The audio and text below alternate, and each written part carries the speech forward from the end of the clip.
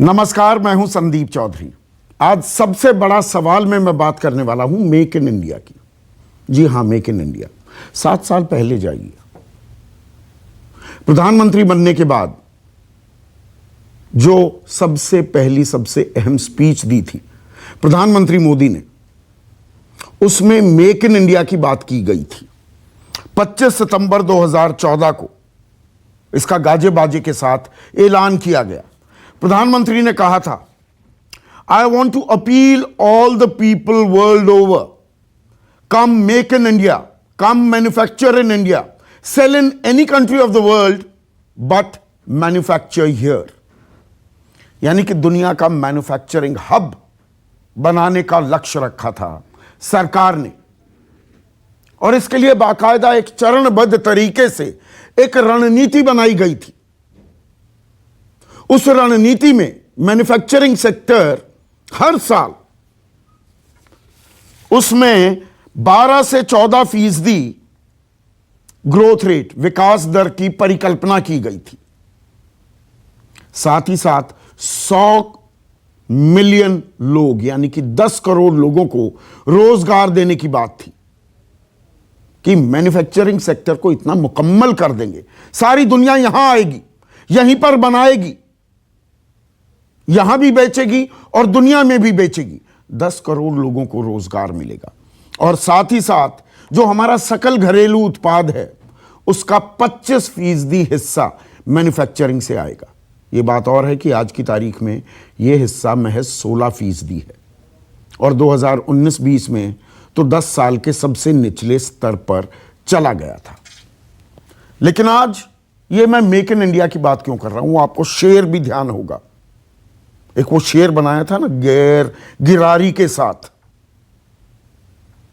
कि दुनिया वाला आओ और यहां बनाओ। कल शाम की खबर है, फोर्ड इंडिया, जो ये Ford Figo, free style, Ford Aspire, Ford Endeavour, Ford EcoSport, ये तमाम जो कारें बनाती है, इनके प्लांट हैं गुजरात के साणंद में और चेन्नई में, तमिलनाडु की राजधानी चेन्नई में। साणंद का प्लांट इसी साल की चौथी तिमाही और चेन्नई का प्लांट अगले साल की दूसरी तिमाही, यानी कि साल भर के भीतर यह प्लांट बंद करने का फैसला कर लिया है फोर्ड ने। और यह पहली बार नहीं हो रहा है। इससे पहले पिछले साल हार्ले डेविडसन, जो बाइक प्रेमी लोग हैं उनका एक सपना होता है कि मैं एक हार्ले खरीदूं।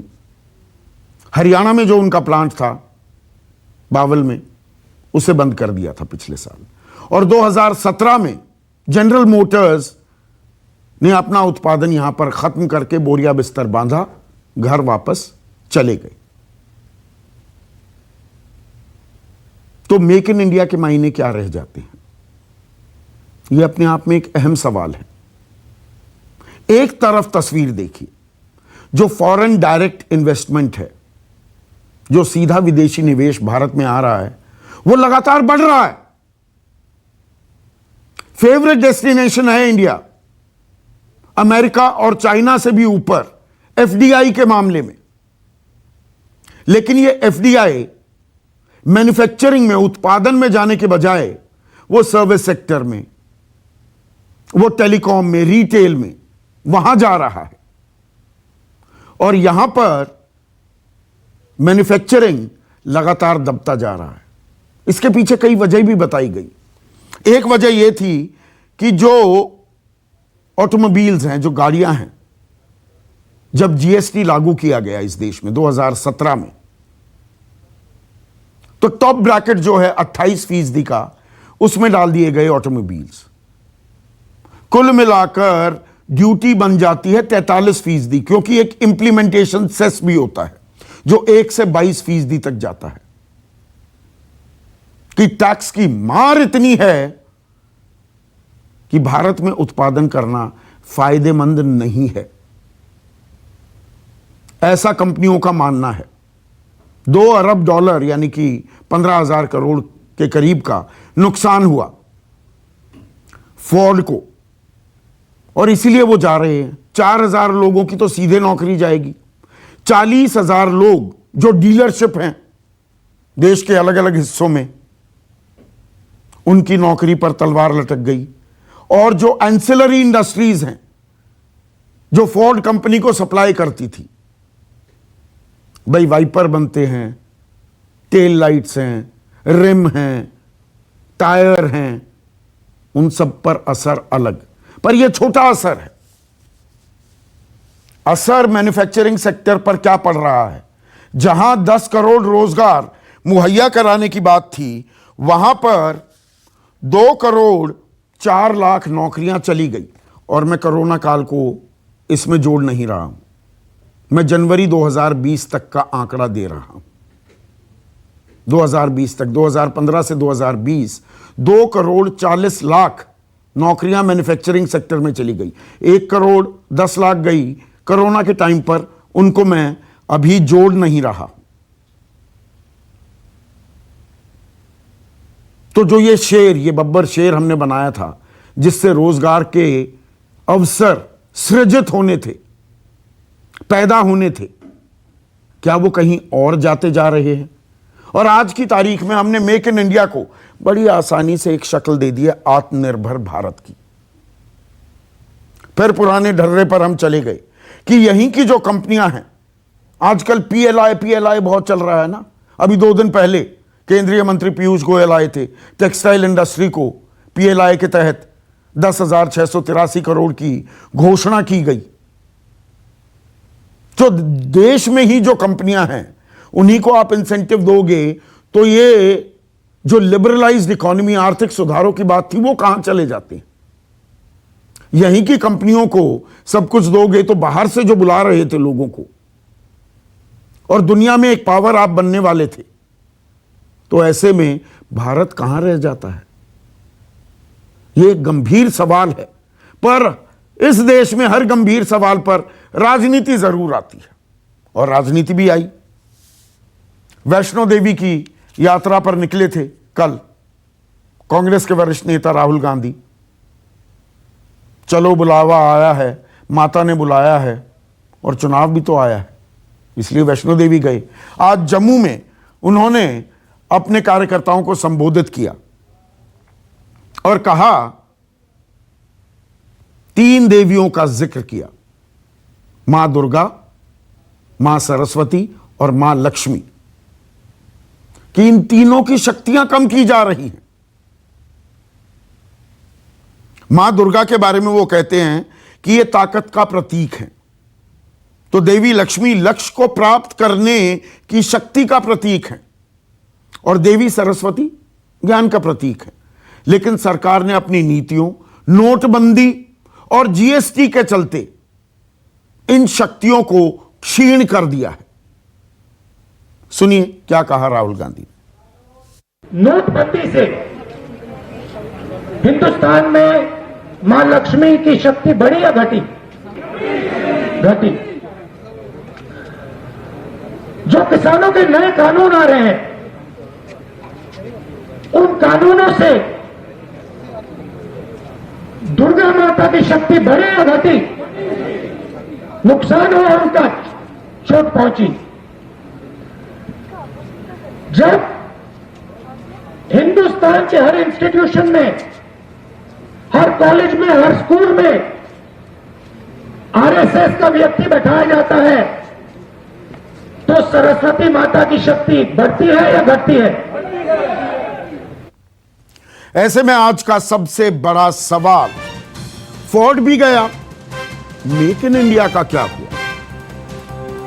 और लक्ष्मी, सरस्वती, दुर्गा की शक्ति घट रही है। चर्चा में मेरे साथ बीजेपी के राष्ट्रीय प्रवक्ता, उनके युवा चेहरा हैं गुरु प्रकाश, कांग्रेस के राष्ट्रीय प्रवक्ता, अर्थव्यवस्था को भली भांति जानते हैं, समझते हैं, परखते हैं, प्रोफेसर गौरव वल्लभ, एक और खास मेहमान, बीजेडी, बीजू जनता दल के राज्यसभा सांसद, नौकरशाह रह चुके हैं, अर्थव्यवस्था को समझते हैं, नीतियां बनाने में इनका भी योगदान रहा है, डॉक्टर अमर पटनायक, समाजवादी पार्टी के राष्ट्रीय प्रवक्ता घनश्याम तिवारी, जीएसटी बुलाता हूं इन्हें, और जीएसटी की हम चर्चा आज होगी। प्रोफेसर अरुण कुमार देश के जाने माने अर्थशास्त्री और एक और जाने माने अर्थशास्त्री विजय सरदाना मेरे साथ चर्चा में जुड़ गए हैं। तो गुरु, पहले जीएम, फिर हार्ले डेविडसन, अब फोर्ड, एक के बाद एक देश छोड़कर जा रहे हैं। मैन्युफैक्चरिंग हब बनाना था हमें दुनिया का, देश को। क्या हुआ मेक इन इंडिया का? नहीं, देखिए संदीप जी, दो प्रमुख बातें हैं। एक तो ease of doing business corporates के लिए, और दूसरा ईज ऑफ लिविंग भारत के लोगों के लिए। इन दोनों क्षेत्रों में वृहद तौर पे काम हुआ है। अगर हम लोग कॉम्प्रिहेंसिव तरीके से देखें तो ईज ऑफ डूइंग बिजनेस में गुड्स एंड सर्विसेज टैक्सेस की बात हो, इंसॉल्वेंसी एंड बैंक्रप्सी कोड की बात हो, कंज्यूमर को केंद्र में रख करके रेरा की बात हो, यूपीआई की बात हो, ease of doing business index की बात करिए आप। 2014 में हमारी पोजीशन क्या थी? 142, 79 पायदान ऊपर आ गए हैं। बिल्कुल ठीक कह रहे हैं आप संदीप जी, 79 पायदान ऊपर आ गए हैं। 2020 में हमारी पोजीशन है 63, 63 हमारा रैंक है। तो ईज ऑफ डूइंग बिजनेस में इन्वेस्टमेंट क्लाइमेट हम लोगों का कॉन्ड्यूसिव हुआ है, इसमें कोई दो राय नहीं है। नहीं, ये विरोधाभास नहीं है ईज ऑफ डूइंग बिजनेस, और मैं इसको बिल्कुल नकार नहीं रहा हूं। आपने बिल्कुल सही आंकड़ा दिया है गुरु। ईज ऑफ डूइंग बिजनेस में हम कुलाचे मार रहे हैं और देश छोड़कर जा रही हैं कंपनियां। ये विरोधाभास नहीं है क्या? मैं उस पे आ रहा हूं संदीप जी, लेकिन एक बार state of health of economy पे मैं सोचा कि एक बैकग्राउंड दे दूं। फॉरेन डायरेक्ट इन्वेस्टमेंट की आपने बात की, तो एफडीआई इनफ्लोज 2020 और 21 का कितना रहा है? $81.72 बिलियन, और ये 10% ज्यादा है पिछले वर्ष की तुलना में, जो था लगभग $74.39 बिलियन। बहुत अच्छी फिगर बताई। एक सेकंड के लिए रोक रहा हूं, बिल्कुल करेक्ट फिगर बताई। $82 बिलियन की एफडीआई आई 2020-21 में। इसमें से 28 बिलियन तो सिर्फ रिलायंस जियो स्टॉक, जो फेसबुक, गूगल और केकेआर को बेचा गया, वो था। तो सुनने में अच्छा लगता है $82 बिलियन एफडीआई में आए, 28 बिलियन तो सिर्फ रिलायंस ग्रुप में आए। संदीप जी, सुनने में तो यह भी अच्छा लगता है ना कि देश में फाइनेंशियल अनटचेबिलिटी थी, आर्थिक छुआछूत थी। सुनने में यह भी अच्छा लगता है कि 42 करोड़ बैंक के खाते खोले गए हैं। सुनने में यह भी अच्छा लगता है कि 42 करोड़ बैंक के खातों में लगभग 53% महिलाओं के बैंक के खाते हैं। आखिरकार ऐसा पहले क्यों नहीं हुआ था? इसीलिए ईज ऑफ डूइंग बिजनेस की बात हो, ईज ऑफ लिविंग की बात हो, सरकार लगातार इस पे काम कर रही है। फोर्ड के विषय पे आते हैं, और इस विषय को समझना जरूरी है। आप मुझसे बेहतर समझते हैं और मैं कंसीड करता हूं इस बात को। ये फोर्ड का खुद का ट्वीट है संदीप जी, कि फोर्ड कहीं जा नहीं रहा है। Ford is going to restructure होने वाला है, और अभी भी फोर्ड भारत में अपने इंजन का मैन्युफैक्चर जारी रखेगा एक्सपोर्ट के लिए। आज भी पूरे दुनिया में सब देशों को मिला करके इंडिया में फोर्ड के सेकंड लार्जेस्ट सैलरीड वर्कफोर्स हैं। आप बताइए मैं गलत बोल रहा हूं तो? देखिए, फोर्ड को बंद क्यों करना पड़ा? आप देखिए, एक आप बिल्कुल तथ्य पेश कर रहे हैं गुरु। Again I am not contesting it, पर चक्कर क्या है, मैन्युफैक्चरिंग तो उन्होंने बंद कर दी। जो इंजन बनाएंगे वो एक्सपोर्ट के लिए बनाएंगे, और फोर्ड बिजनेस सोल्यूशन करके वो धंधा कुछ और करके, ये एक बड़ा कन्वीनियंट, एक ना सभ्य तरीका होता है।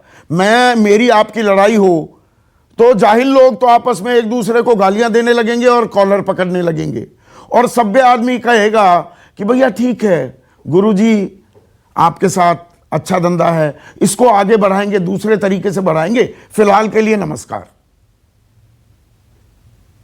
नहीं संदीप जी, लड़ाई की बात ही नहीं है। मैं तथ्य परत बात करता हूं, आपको मालूम है, रिसर्च करके आया हूं, क्योंकि समझाना जरूरी है। मैं फोर्ड का ट्वीट देख रहा था। फोर्ड ने खुद ही ट्वीट किया कि हम रीस्ट्रक्चर करने वाले हैं, और फोर्ड मैन्युफैक्चरिंग नहीं करेंगे। कहा, अरे संदीप जी, आप बार आप मुझे, मतलब मैं देखता हूं आप हमको ज्यादा टोकते हैं, बाकियों को कम टोकते हैं। आप सरकार हैं, सरकार को ना टोके, विपक्ष को टोकते रहें। सरकार को ही तो टोकने के लिए बैठा हूं मैं। नहीं तो कम से कम एक सेंटेंस तो पूरा कर लेने। आपको सबसे ज्यादा वक्त भी देता हूं, ये बात आप छिपा जाते हैं। ये कहते हैं टोकते रहते हैं, ये नहीं बताते कि सबसे ज्यादा। बाकी 5 मेहमान एक तरफ, बीजेपी का प्रवक्ता एक तरफ। नहीं संदीप जी, देखिए मैं अगर मैं कुछ गलत बोल रहा हूं, मैं कुछ गलत तथ्य रख रहा हूं, मैं लॉजिक पे बात नहीं कर रहा हूं, तो आप मेरा विरोध करिए, मैं स्वीकार करूंगा जी, उसको। बात लेकिन पे हम रहते पढ़ हैं के ना, आते मुद्दे पर हैं। रहते हैं। हाँ हाँ, मुद्दे पे ही रहते हैं संदीप जी। तो फोर्ड रीस्ट्रक्चर कर रहा है। प्रधानमंत्री जी ने अभी लाल किले के प्राचीर पे क्या कहा था, उसको भी देखने की आवश्यकता है। आज जलवायु परिवर्तन एक सबसे बड़ी चुनौती है, तो इलेक्ट्रिक मैन्युफैक्चरिंग व्हीकल की हो, अब बिजली से चलने वाली गाड़ी बने, तो ये सबके हित में है। अब फोर्ड अगर अपने आप को इनोवेशन का उपयोग कर रहा है, तो इसमें हम लोगों को दिक्कत नहीं होनी चाहिए।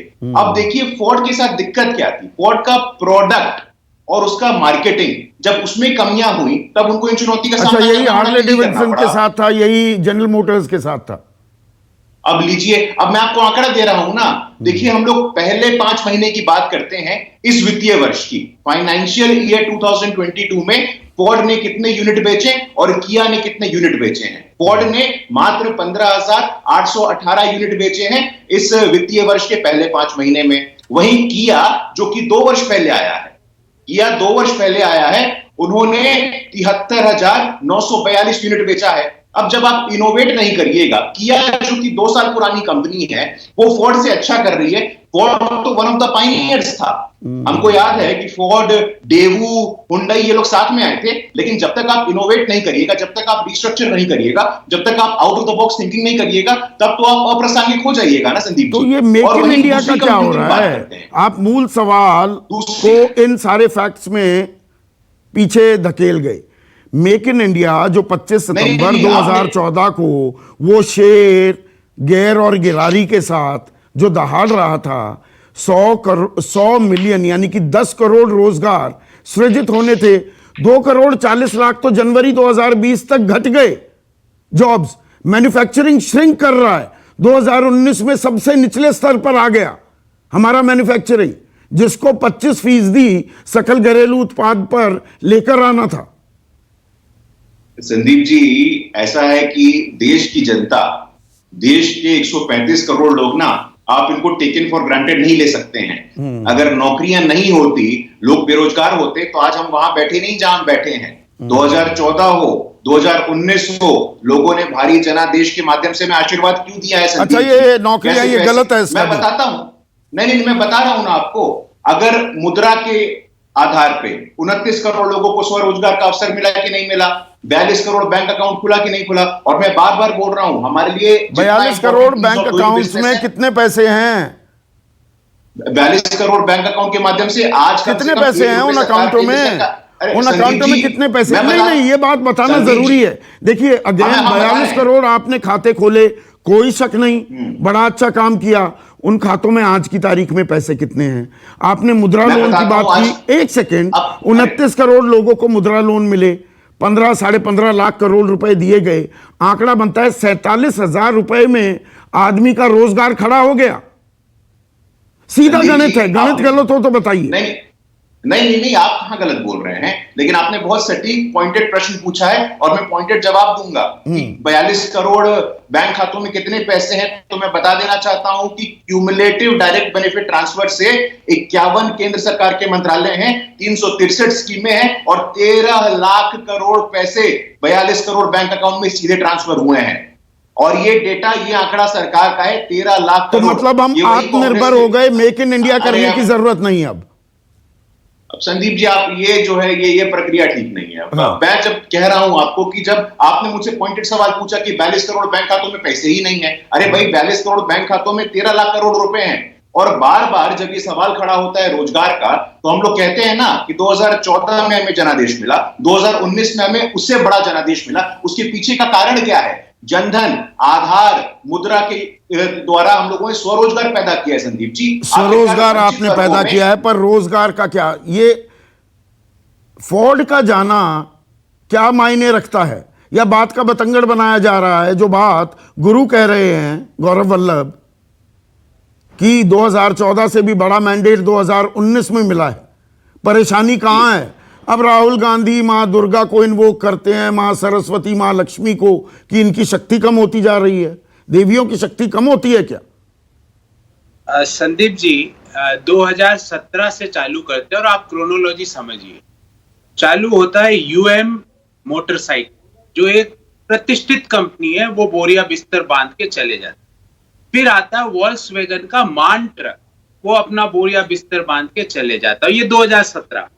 फिर 2017 में जनरल मोटर्स, फिर 2020 में हार्ले डेविडसन, फिर 2021 में फोर्ड मोटर्स, जो कि अभी पता चल रहा है। टोटल फोर्ड मोटर्स में डायरेक्टली और इनडायरेक्टली कितने लोग रोजगार युक्त है? लगभग 60,000 लोग। एक परिवार में हम 5 लोगों का भी परिवार माने तो 2.5 लाख लोगों के ऊपर रोटी, पानी, रहने, बिजली का संकट आ चुका है। और हमारे मित्र क्या कह रहे हैं? हमारे मित्र कह रहे हैं कि फोर्ड मोटर्स कंपनी खराब। ये ऐसा क्यों हुआ? और उन्होंने आंकड़ा क्या दिया? Ease of doing business. अरे ईज ऑफ डूइंग बिजनेस अच्छा होता तो ये कंपनियां क्यों जाती? एक के बाद एक। प्रॉब्लम कहां है संदीप जी? कि जितना समय प्रधानमंत्री जी ने मोरो को दिया, उतना मैन्युफैक्चरिंग सेक्टर को नहीं दिया। जितना समय उन्होंने मोरो के साथ फोटो खिंचवाने में लगाया, अगर मैन्युफैक्चरिंग सेक्टर की तकलीफें जान लेते तो ये कंपनियां एक के बाद एक नहीं जाती देश के बाद। और इसका नतीजा क्या हुआ कि जो Q1 की जो जीडीपी है, जो कि 32.3 लाख करोड़ है, वो 4 साल पुराने स्तर पे जा पहुंचे। एक कांस्टेंट, अगर हम उसको कांस्टेंट नंबर्स पे देखें तो 4 साल पहले के स्तर पे जीएसटी है, कंपनियां दर कंपनियां जा रही है, और हमारे प्रधानमंत्री जी मोरो के साथ समय बिता रहे। फिर वाणिज्य मंत्री जी, उनसे मुझे अपेक्षा थी वो कुछ अच्छी बात करेंगे। उन्होंने पिछले महीने कहा कि टाटा ग्रुप नेशनल इंटरेस्ट के खिलाफ काम करता है। फिर किसी ने उसका खंडन नहीं किया संदीप जी, कोई कैबिनेट का व्यक्ति नहीं बोला। प्रधानमंत्री जी ने नहीं कहा कि टाटा ग्रुप वही ग्रुप है जिसने कोरोना के दौरान ऑक्सीजन सप्लाई किया देश को, पर उन्होंने नहीं बोला।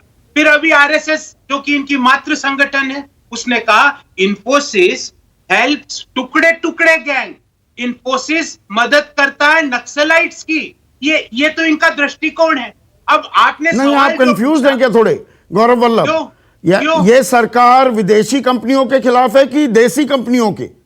ये सरकार सिर्फ 2 लोगों के फेवर में है, बाकी इनका कोई किसी से लेना देना नहीं है। आपने आंकड़ा दिया कि 42 लाख करोड़ का जो एफडीआई आया, उसमें से लगभग 60% सिर्फ एक कंपनी के पास आया। क्यों दूसरी कंपनियों के पास नहीं गया? क्यों एक ही कंपनी के शेयर बढ़े पिछले 1 साल में? मैं नाम लेता हूं, अडानी ग्रुप के बढ़ते, बाकी कंपनियों में उतनी बढ़त क्यों नहीं होती? क्यों अडानी दुनिया एशिया के 2nd रिचेस्ट बन जाते हैं 1 साल के अंदर, और लोगों के पास वो जादू की छड़ी और क्यों वो नहीं जो है? आप नेट बैंकिंग कराया करते थे, नेट बैंकिंग कराया करते थे, एनपीएस का ऐसा बाहर देश पर लाद कर आप चले गए, 7 साल में भी वो नहीं उतरा। वो फोन बैंकिंग होती थी ना, फोन पर ही सारे काम हो जाते थे। अरे संदीप जी, विमान बैंकिंग फोन बैंकिंग से बहुत 2G 3G 4G जीजा जी, विमान बैंकिंग कितने घोटाले हुए थे? विमान बैंकिंग सुना, जहां पे व्यक्ति वित्त मंत्री से बात करके लंदन रवाना हो जाते हैं और देश की सरकार हाथ पे हाथ धरी बैठी रहती है। कहां गए हमारे मेहुल भाई कहने वाले लोग? कहां गए वो नीरव मोदी के दोस्त? कहां गए वो नीरव मोदी तो कैसा, उसकी एक एग्जीबिशन में 2013 में राहुल गांधी भी आए थे ना। मुझे एक चीज बताइए, प्रधानमंत्री जी हमारे मेहुल भाई कहां गए? जो स्विट्जरलैंड में प्रधानमंत्री जी के साथ वर्ल्ड इकोनॉमिक फोरम में फोटोएं खिंचवा रहे थे। समस्या क्या है? समस्या ये है कि आपने सिर्फ ऑप्टिक्स पे काम किया। आपने शेर का अपमान करके मां दुर्गा का भी अपमान किया है, क्योंकि मां दुर्गा की सवारी वो शेर ही है जिसको आप चीन की गलियों में छोड़ के आ गए। आपने मेक इन इंडिया का अपमान करके मां दुर्गा का भी अपमान किया। लक्ष्मी जी पिछले 7 साल से देश से रूठी हुई है। क्यों ऐसा हुआ पहली बार देश में कि देश की विकास दर 3.5% पर आके खड़ी हो गई? और मैं कोरोना का एक्सक्यूज नहीं मानूंगा, क्योंकि कोरोना के पहले के डाटा दे रहा हूं। क्यों ऐसा हुआ कि आज चीन, जहां पे कोविड का बराबर इंपैक्ट है, वो 2.7% पॉजिटिव ग्रो कर रहा है और हम अभी 4 साल पुराने स्तर पर है? क्यों ऐसा हुआ? इन सवालों का जवाब देना पड़ेगा। इन सवालों का जवाब, अगर विकास दर घट रही थी, बेरोजगारी समस्या है, जीएसटी नोटबंदी की आप लगातार दुहाई देते रहते हैं, 2019 में 303 कैसे आ गया आंकड़ा? संदीप जी, देश की जनता बेवकूफ है। हर चीज का आप एक्सक्यूज, हर चीज का सवाल का उत्तर यही है कि हमें मैंडेट कैसे मिल गया। हम पूछ रहे हैं कि आज आज कोरोना की आपने किस तरह मिसहैंडलिंग करी। आज इकोनॉमी बार बार वित्त मंत्री जी कहती वी शेप, क्या ये वी शेप है, ये के शेप रिकवरी है, जहां पे 3% लोगों की आय बढ़ती है और 97% हिंदुस्तान के लोगों की आय घटती है। आप एम्प्लॉयमेंट की बात पूछते हो तो कहते हैं हमने मुद्रा लोन दे दिया। अरे कितना मुद्रा लोन दे दिया? बेरोजगारी के आंकड़े जो हर दिन आते, पिछले महीने अगस्त में 15 लाख लोगों ने रोजगार खोया, और ये जो फोर्ड मोटर्स के बंद होने से लगभग 60,000 लोगों का रोजगार जाना निश्चित है। ये मैं 60,000 एक कंजर्वेटिव आंकड़ा बता रहा हूं। सवाल ये है, आपको ये समझना पड़ेगा संदीप की समस्या ये है कि आपने नोटबंदी करके रोजगार को 50 साल के पीछे धकेल दिया, क्योंकि आपने पूरा अनऑर्गेनाइज सेक्टर खत्म कर दिया। आपने बिना तैयारी के जीएसटी लाके, बिना सोचे समझे जीएसटी लाके आपने ऑर्गेनाइज सेक्टर को ऐसा आघात दिया कि वो अभी तक खड़ा नहीं हो पा रहा। 28% आप जीएसटी लगाते हो मोटरसाइकिल पे। संदीप जी, क्या मोटरसाइकिल आप हमारे देश में क्या लग्जरी गुड्स है? पिछले 1 साल से मैं चिट्ठियां लिख चुका हूं, दर्जनों प्रेस कॉन्फ्रेंस कर चुका हूं, 100 से अधिक बार टीवी शो पे बोल चुका हूं, पर माननीय वित्त मंत्री जी को समझ ही नहीं है। उनको समझ ही नहीं है कि मुद्दे पर ही रहते हैं। लग्जरी गुड नहीं है। Doctor Amar Patnaik, make in India आत्मनिर्भर भारत बन गया है। मेक इन इंडिया को हम भूल गए हैं क्या? और उसकी वानगी हम ये देख रहे हैं, ये एक प्रोसेस चल रहा है। वो जनरल मोटर्स हो, हार्ले डेविडसन हो, अब फोर्ड मोटर्स हो, कि कम, जो प्रधानमंत्री ने कहा था ना, come manufacture in India, come make in India, sell in any country of the world but manufacture here. 25% GDP का मैन्युफैक्चरिंग सेक्टर से आने का लक्ष्य था, उसके तो आसपास भी नहीं है हम। संदीप जी, दो पार्ट में मैं इसका आंसर दूंगा। एक तो है ऑटोमोबाइल सेक्टर।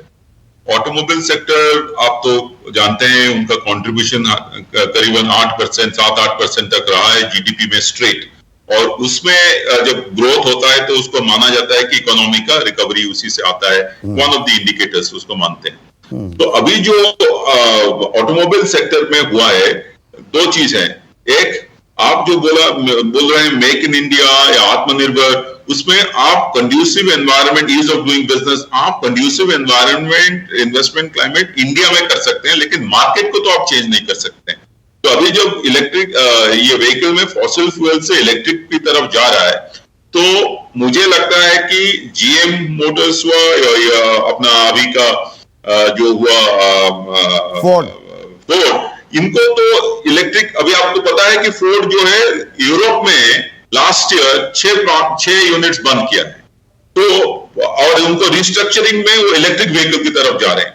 तो मुझे बहुत खुशी होती अगर वो इलेक्ट्रिक जो अरेंजमेंट वो जर्मनी में कर रहे हैं वो इंडिया में होता, तो हाँ। तब वो मेक इन इंडिया और आत्मनिर्भर भारत का एक्चुअल इफेक्ट पड़ता, और वही make in ease of doing business का एक्चुअल इफेक्ट पड़ता। अभी भी टाइम है, मुझे लगता है कि सरकार इसी में काम करना चाहिए, क्योंकि हर ऑटोमोबाइल सेक्टर में ये प्रॉब्लम आने वाला है, क्योंकि हम लोग green fuel, green energy, green Motors, green transport की तरफ जा रहे हैं।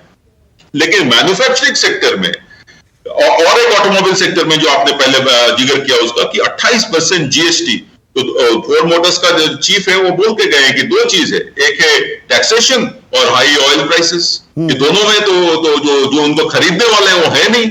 अब 3 व्हीलर सेगमेंट में देखिए 65% कम हुआ है 2020-21 में रिटेल सेक्टर में, हर सेक्टर में। तो नहीं, इसमें एक और दिक्कत है डॉक्टर अमर पटनायक, एक और मैं चीज पढ़ रहा था आज थोड़ा। वर्ल्ड बैंक ने एक आकलन किया था कि 2003 से 2010 के बीच जो हमारी विकास दर है, हमारा सकल घरेलू उत्पाद है, जीडीपी, वो कंपाउंडेड एनुअल ग्रोथ रेट उसका 7.35% था, जबकि इसको पिछले दशक 2010 से 2019-20, 2011-12 से 2020-21 देखेंगे तो यह 3.74% ही बढ़ा है। यानी कि हमारा विकास दर, हमारी जो सकल घरेलू उत्पाद है, वो वैसे नहीं बढ़ पाई। लोग आए कि इंडिया बड़ा अट्रैक्टिव है भाई, 7.5% से जीडीपी के एस्टिमेट्स ग्रो कर रहे हैं कंपाउंडेड एनुअली, और रह गए 3.25%। और इससे लोगों की आमदनी पर भी असर पड़ा। गाड़ियां नहीं खरीद पा रहे, मैन्युफैक्चरिंग के जो सामान है रिटेल में, सर्विसेज में आ रहा है ना एफडीआई, मैन्युफैक्चरिंग में नहीं आ रहा। ठीक, सही बात कह रहे हैं। इनफैक्ट आप देखिए पर कैपिटा इनकम जो है इंडियंस का, वो जितना रेट में बढ़ना चाहिए चाइना में बढ़ रहा है उतना तो नहीं बढ़ा है। तो जब पर कैपिटा इनकम नहीं बढ़ेगा तो नेचुरली अफोर्ड करने के लिए ऑटोमोबाइल सेक्टर में गाड़ी खरीदने के लिए वो नहीं हो पाया। और उसके साथ कंपाउंडेड था पॉलिसीज में, मैं कह रहा हूं पॉलिसीज में जीएसटी हाई है, ऑयल प्राइसेस हाई है, लोग जो है वो उनका कोविड के वजह से भी लोग ने उनको जो डेफर किए हैं उनका जो इन्वेस्टमेंट करने हैं गाड़ी में या किसी में उसको डेफर कर दिए। तो इसलिए मुझे लगता है कि ऑटोमोबाइल सेक्टर में ये प्रभाव पड़ेगा। और जो Hyundai और सुजुकी जो मार्केट शेयर और उनके लीडरशिप पोजीशन अभी है, इसलिए उनका है क्योंकि उनका प्राइसेस जो है वो इंडियन मार्केट के साथ वो अच्छी तरह एडजस्ट नहीं, पर इसका दूसरा पहलू भी तो है घनश्याम तिवारी।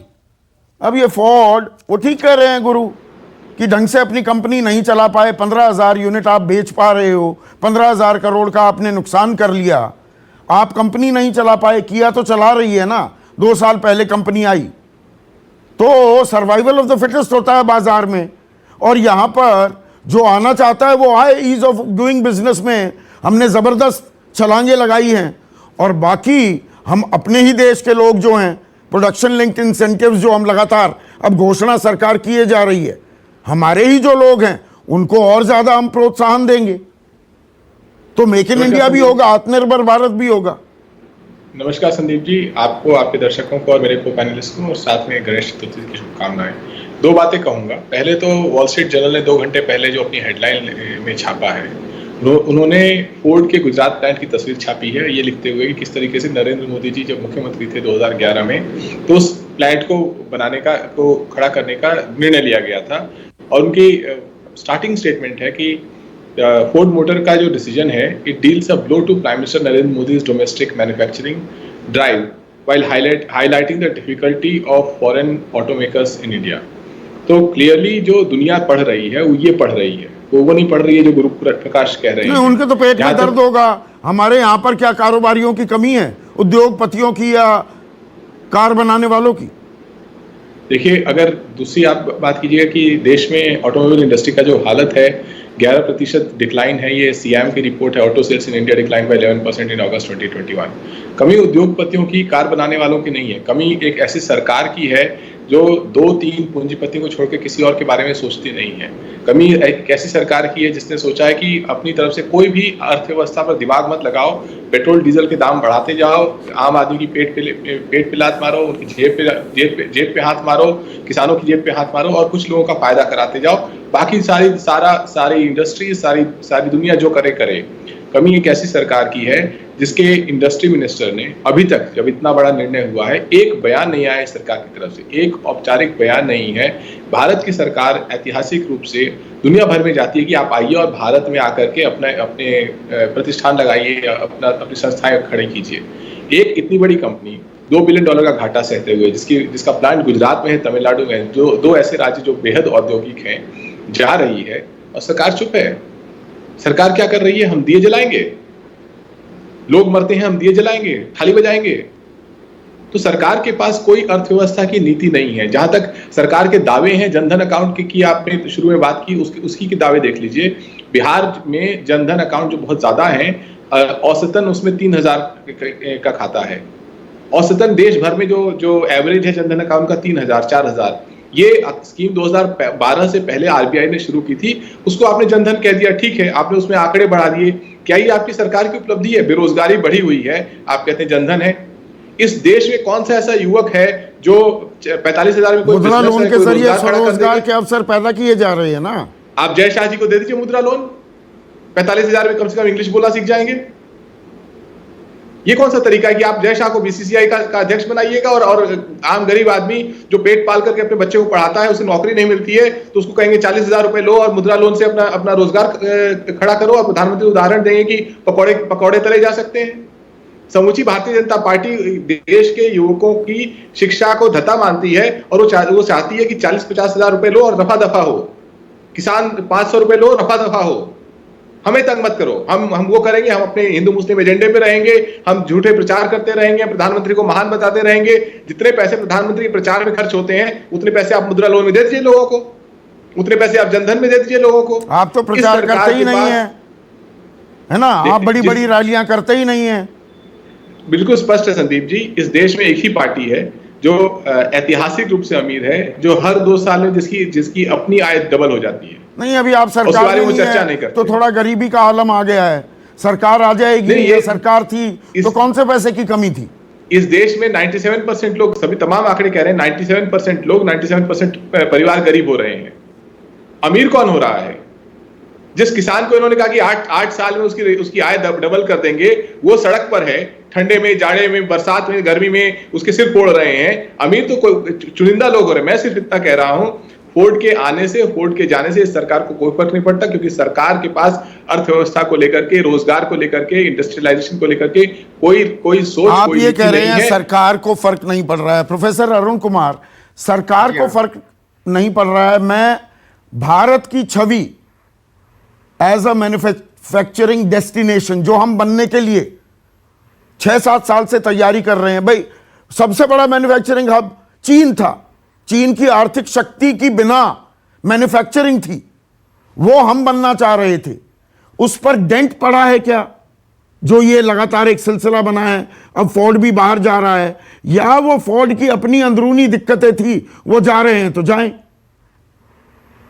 तो संदीप जी, जो आपने सवाल उठाया वो बहुत ही पेचीदगा सवाल है। उसमें सारी अर्थव्यवस्था इन्वॉल्व है, और बल्कि मैं कहूँगा कि ग्लोबल अर्थव्यवस्था, क्योंकि आज अर्थव्यवस्था ओपन इकोनॉमी है, और ओपन इकोनॉमी के चलते कौन कहाँ इन्वेस्ट करेगा, कौन कहाँ मैन्युफैक्चर करेगा, वो ग्लोबली भी डिसाइड होता है। और फोर्ड जो है वो कंपटीशन में पिछड़ गया है हमारे यहाँ जो जापानीज कंपनियां हैं, जो कोरियन कंपनियां हैं, उनके कंपैरिजन में। पर लेकिन मैं एक और बात कहूँगा कि 2 चीज़ें होती हैं, एक तो आप कितना एक्सपोर्ट कर सकते हैं और कितना आप इंटरनल मार्केट में बेच सकते हैं। यहाँ दोनों ही वजहों से हम कमज़ोर पड़ गए हैं, और इसीलिए ऑटोमोबाइल सेक्टर में एक स्टैग्नेशन आ गया था पैंडेमिक के पहले ही। जो सेल्स है वो कम हो गए थे, 300 डीलरशिप बंद हो गई थी इंडिया में, अगर आपको याद हो, पैंडेमिक के पहले ही। और पैंडेमिक के बाद एकदम से स्पर्ट आया था 1 साल, क्योंकि लोगों ने पेंट अप डिमांड थी, लेकिन अब फिर वो कमज़ोर हुआ है। और वजह उसकी बड़ी साफ है कि भारत में, जैसे कि लोगों ने कहा कि 97% लोग कह रहे हैं कि उनकी आमदनी कम हो गई है, और 23 करोड़ लोग कह रहे हैं कि वो गरीबी की रेखा के नीचे चले गए हैं।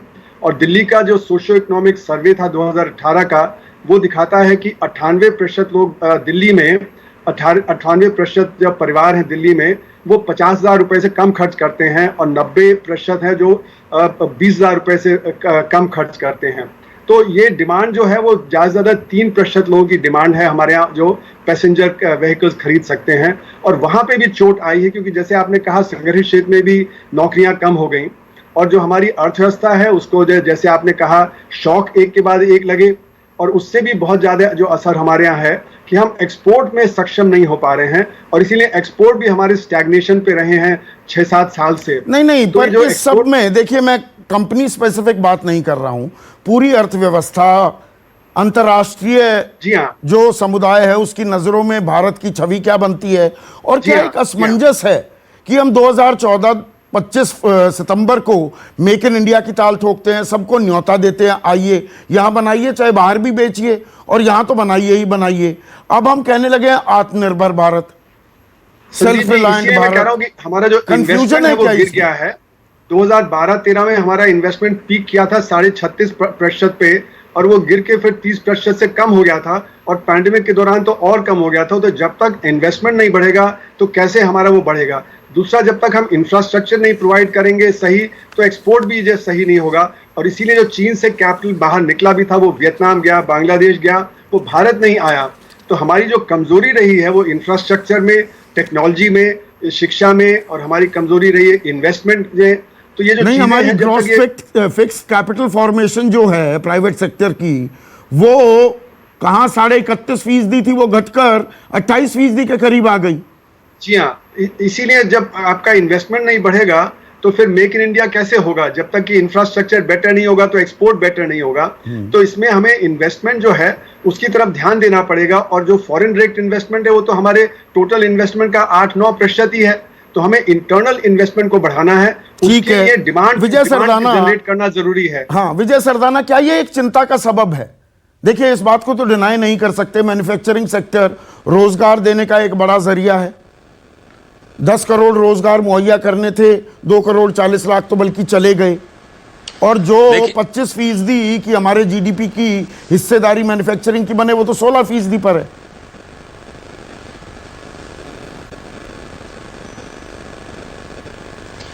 संदीप जी, अगर हम आज कार सेक्टर की बात कर रहे हैं और फोर्ड का एग्जाम्पल लेके चल रहे हैं, मुझे 2 मिनट दीजिए, मैं आपके सामने कुछ आंकड़े रखता हूं और हकीकत रखता हूं। आज अगर जो भारत से फोर्ड जा रहा है, ये बदलते हुए भारत की एक पॉजिटिव तस्वीर है, इसको नेगेटिव में मत देखिए। इसका कारण मैं आपके सामने रख रहा हूं। जब से ओला उबर आए हैं, कारों की सेल पे प्रेशर आया है। पहले मेरे जितने साथी आईएम और आईआईटी से निकल के नौकरी करते थे, सबसे पहले गाड़ियां खरीदते थे। आज सब ओला उबर का इस्तेमाल कर रहे हैं, लोग गाड़ी नहीं खरीद रहे। इस देश में पार्किंग की समस्याएं हैं, उससे लोग दुखी हैं। आप नई गाड़ी खरीदते हैं, सर्विसिंग है, ड्राइवर है, पार्किंग है, मेंटेनेंस है, ये सब खर्चे आपके बच जाते हैं। उसके अलावा जो सबसे अच्छी बात यह है कि हिंदुस्तान का कंज्यूमर पुरानी टेक्नोलॉजी नहीं चाहता है। 95 में फोर्ड आया, आज बंद करके जा रहा है। अगर आप आज का छोड़ दीजिए, 19-20 की फोर्ड की सेल देखिए, -14% थी। उस समय तो कोविड नहीं था, उस समय तो कुछ नहीं था। क्योंकि जब आप हिंदुस्तान के कंज्यूमर से ये उम्मीद करते हैं कि आप अमेरिका का पुराना मॉडल हिंदुस्तान में नया करके बेचोगे, वो नहीं चलने वाला है। हिंदुस्तान का कस्टमर भी वर्ल्ड क्लास टेक्नोलॉजी चाहता है, उसको आप कबाड़ नहीं बेच सकते। विजय भाई, जैसे गुरु जो जानकारी दे रहे थे, मैं उसे कॉन्टेस्ट नहीं कर रहा हूं। आपने जानकारी दी, पर ये मुकम्मल जानकारी नहीं है। थोड़ा सा मैं एडलवाइज रिसर्च का एक आंकड़ा आपके सामने पेश करता हूं। मैं आपके 1 सेकंड रुकिए ना। 2019 से 2021 के बीच जो गाड़ियों की कीमत थी, वो 13 से 30% बढ़ने का अनुमान, और आम आदमी की आमदनी बढ़ रही है 3.5%, 4.25%। बहुत से लोग आजकल गाड़ी अफोर्ड भी नहीं कर पा रहे, ओला उबर ले लेंगे। पार्किंग की दिक्कत है, वो आप ठीक कर रहे हैं, दुरुस्त फरमा रहे हैं। आजकल लोग सेकंड हैंड गाड़ियां और खरीदने लगे, नए गाड़ियों की बिक्री में कमी आ गई है। और ये सिर्फ गाड़ी की बात नहीं है। मेरा सवाल था मेक इन इंडिया को लेकर, मेक इन इंडिया के लिए क्या मायने हैं, मैं सवाल वो पूछना चाह रहा हूं। हाँ, मैं वहां आ रहा हूं। देखिए, अगर आपको मेक इन इंडिया देखना है तो आप एक काम करिए, स्टॉक मार्केट में जो कैपेसिटी यूटिलाइजेशन है, देखिए भारत का मेक इन इंडिया आप कंपनी बंद और चालू से मत देखिए। आप ये देखिए कि इंडस्ट्री के अंदर कैपेसिटी यूटिलाइजेशन बढ़ा या नहीं बढ़ा, सवाल वो है। और अगर आप ये देखें कैपेसिटी यूटिलाइजेशन कार का, मारुति का 21% सेल बढ़ा है, हुंडई का 19% बढ़ा है, टाटा का 150% बढ़ा है। पिछले साल के मुकाबले ना, पिछले साल तो गाड़ियां कहां बिक रही थी। किया जो नई कंपनी आई थी उसका 73% बढ़ा है। पिछले साल के मुकाबले के आंकड़े बता रहे हैं। मैं आपको, आप ग्रोथ की बात कर रहे हैं ना, मैं आपको बता रहा हूं। देखिए उसी मार्केट में, नहीं मैं आपसे क्या कहना चाह रहा हूं, मैं ये कहना चाह रहा हूं, भाई मैन्युफैक्चरिंग सेक्टर 16% का योगदान दे रहा है, तो इतना कुछ बढ़ रहा है तो 25% का योगदान हो जाना चाहिए था। 2022 तक का लक्ष्य था। क्योंकि साथ बिल्कुल सही कह रहे हो आप। इसी के लिए इस बात को भी आपको समझना होगा कि इंडस्ट्री साथ साथ ऑटोमेशन पे जा रही है। अगर कैपेसिटी बढ़ती है तो जरूरी नहीं है कि एम्प्लॉयमेंट बढ़े, लोग ऑटोमेशन पे भी जाते हैं। और जैसे जैसे आपके यहां ई व्हीकल आएंगे, आपके यहां पे आज एक कार बनाने में करीब 1,500-2 हजार पार्ट लगते हैं, वो जो नई कार आएगी वो शायद 200 पार्ट में बन जाएगी।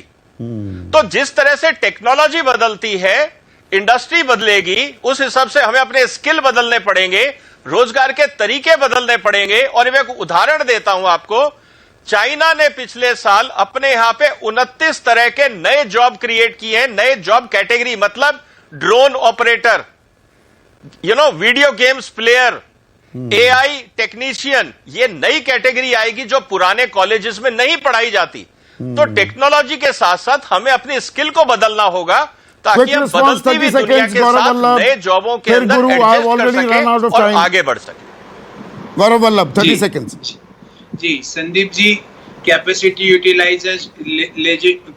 यूटिलाइजेशन देश का 74% था 2011 में, 82% तक छू गया था, आज 70% के नीचे है। ये झूठे आंकड़े देके पता नहीं अर्थशास्त्री जी कहां से लाते हैं ये आंकड़े, भगवान ही इनसे बचाए। दूसरी बात, मैंने सवाल ये पूछा कि मेक इन इंडिया में कितना निवेश आया पिछले 7 सालों में, मुझे उसका आंकड़ा दे दो। आपको सारा पता चल जाएगा कि मेक इन इंडिया की और मैन्युफैक्चरिंग की कामयाबी क्या है। मेक इन इंडिया में कितना इन्वेस्टमेंट पिछले 7 सालों में आया। गुरु, सीधा 30 सेकेंड्स रिस्पॉन्ड कीजिए, क्लोज करना है कार्यक्रम। और संदीप जी, मैं सुन रहा था सभी की बातों को। समाजवादी पार्टी के जो हमारे नेता बैठे हैं उन्होंने कहा कि वही सरकारी नौकरी की बात, मैं उनको बता देना चाहता हूं, और ये सरकारी आंकड़े हैं कि उनके 5 साल में मात्र 2 लाख नौकरी दी गई थी। यूपी में हमारे पिछले 4.5 सालों में 4.25 लाख नौकरियां दी जा चुकी है ऑलरेडी। संदीप जी, इलेक्ट्रॉनिक्स की बात मैं ब्रीफली बताना चाहता हूं, क्योंकि मैं गौरव वल्लभ जी के जितना बड़ा अर्थशास्त्री तो नहीं हूं, लेकिन हाँ अर्थशास्त्र का छात्र जरूर हूं। न्यू इलेक्ट्रॉनिक पॉलिसी की वजह से भारत में एक्सपोर्ट कितना बढ़ा है 2019-20 में $11.8 बिलियन का, जो कि पिछले साल से लगभग 11% अधिक है। बिजनेस स्टैंडर्ड का एक रिपोर्ट है कि सैमसंग ने लगभग 2.2 ट्रिलियन का इन्वेस्टमेंट प्रॉमिस किया है। इनोवेशन करना पड़ेगा, नवाचार करना पड़ेगा। अगर आप नवाचार नहीं करेंगे, रिन्यूएबल एनर्जी का उपयोग नहीं करेंगे, आपको तब आप गायब हो जाइएगा, आप प्रासंगिक नहीं रहिएगा। मतलब भारत बदल रहा है, अब हम सेल्फ रिलायंट भी हो रहे हैं। मेक इन इंडिया के साथ साथ अब सेल्फ रिलायंस की बात है, या मेक इन इंडिया हम दरअसल नहीं कर पाए हैं तो अब सेल्फ रिलायंस की बात करने लगे, आत्मनिर्भर होने की बात करने लगे। सरकार को इन पहलुओं पर गौर देने की जरूरत है। और स्वरोजगार अच्छी चीज है, लेकिन रोजगार पर भी बात तो करनी होगी और होती भी रहेगी। नमस्कार, मैं हूं मानक गुप्ता। अगर आपको हमारा ये वीडियो पसंद आया हो तो इसे लाइक और शेयर जरूर करें, और हां, हमें सब्सक्राइब और फॉलो करना ना भूलें, ताकि आप देश और दुनिया की कोई खबर मिस ना करें। तो जुड़े रहिए हमारे साथ और देखते रहिए News 24।